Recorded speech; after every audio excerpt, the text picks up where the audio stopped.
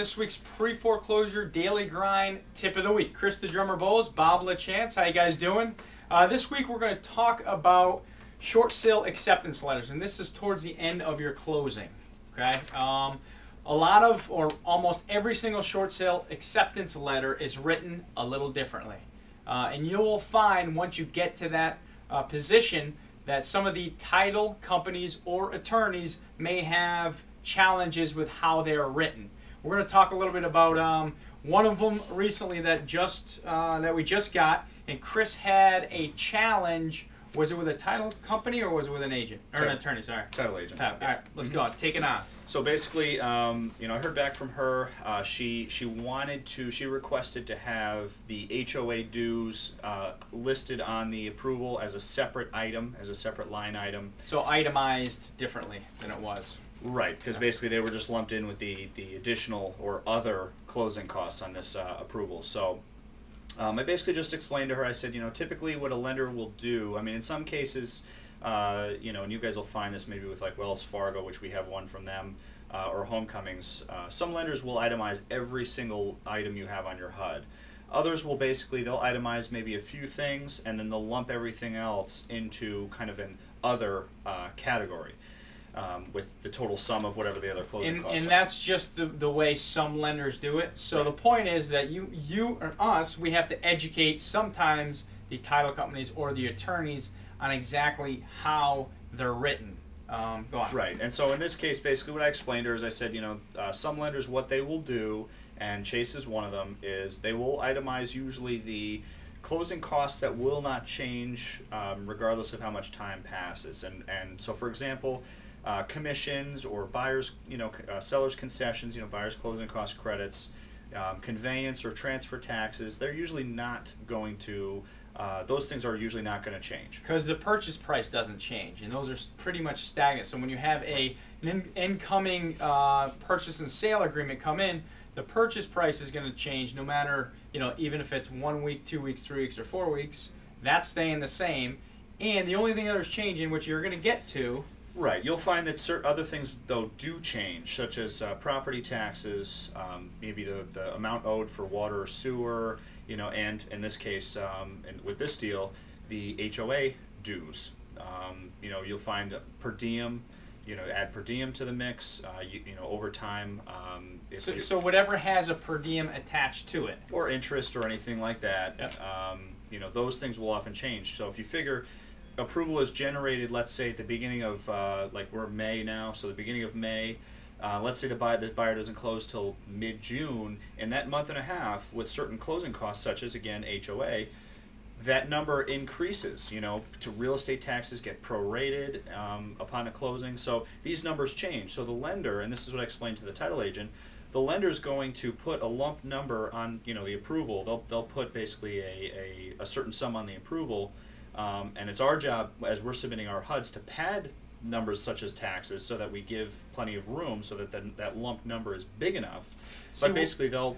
What he means by pad, he means estimate. So we're not saying pad in the wrong way. We're saying estimate it a little higher than it may be because that money anyway is going to go back to the lender. I didn't mean to interrupt you, but I just want to be clear. What you're basically doing is you're accounting for the amount of time it takes from the time you submit the HUD with the offer to the time that the buyer is actually going to close. That's basically what you're doing. Yeah. So basically what you want, sorry, I'm trying to get back to my train of thought here.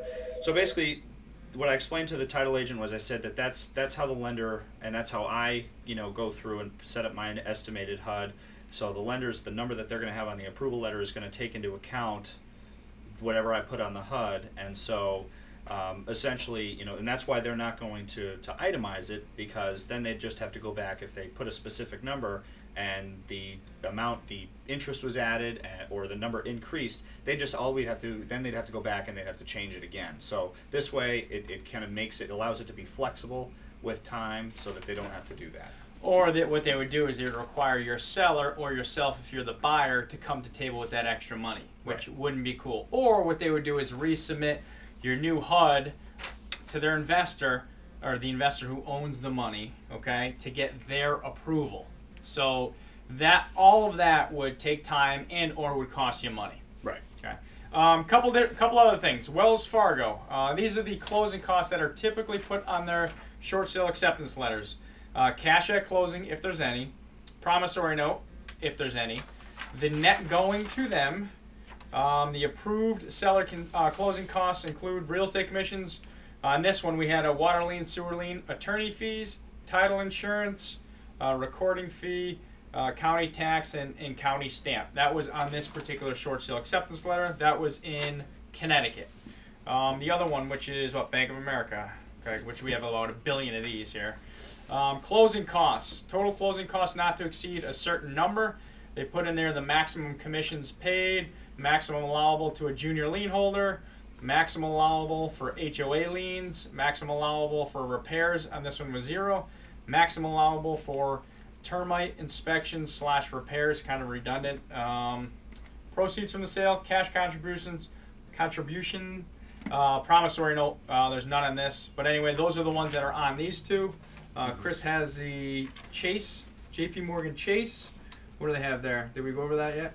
Just a sales price, funding date, closing date, realtor commissions, seller concessions, and they put other, and then pay off the second lien, and then per diem. That's all they put on their short sale acceptance letters. Right. So that's pretty cool. What else we got, Chris? Anything else good? That's it. Yeah, that's the important stuff. That's the important stuff. But anyway, yeah, that was a good pre-foreclosure daily grind again. But anyway, check out proptracker.com. We just changed our managemyshortsale.com, and we upgraded the whole system to proptracker.com. It'll be on the bottom of this video here. Proptrackr. There's no E. But anyway, check it out. It's got so many upgrades that we don't even know what to say. But that's our online management tool. Real estate management tool. Went from just a plain short sale tool, which was unbelievable, and we upgraded to all real estate. It's got repair estimators, comps, so on, deal analyzers, so on and so forth. Pretty awesome. Whether you're an investor or an agent, it's a must-have.